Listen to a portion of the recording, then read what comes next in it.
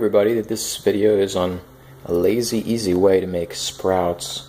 So if you look here, I have a colander, and pretty much what I did before putting these buckwheat inside here, the colander, I actually soaked it in spring water for about 4 or 5 hours.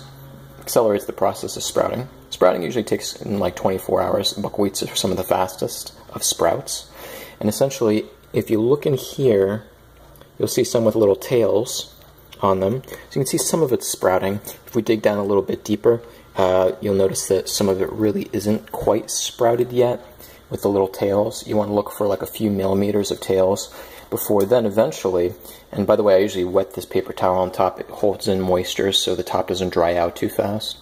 And I'm basically just going to rinse this once pretty much, and then when I check it again later tonight, they should be ready. And then tomorrow, what I'm going to do is then lay them out in the sun to actually dry.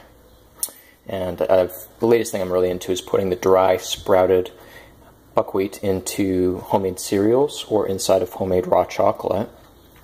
But essentially it's very easy to do, and these taste really good, better than different other kinds of sprouts. Other sprouts can have a kind of vegetable-y or bitter type of taste.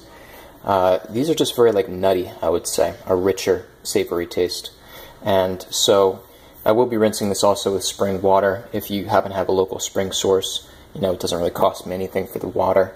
It's not the end of the world if you rinse with tap water, but for sure I would try to at least soak the sprouts, soak it in actual spring water, because that's when it takes up a lot of the actual water itself, if you can do that.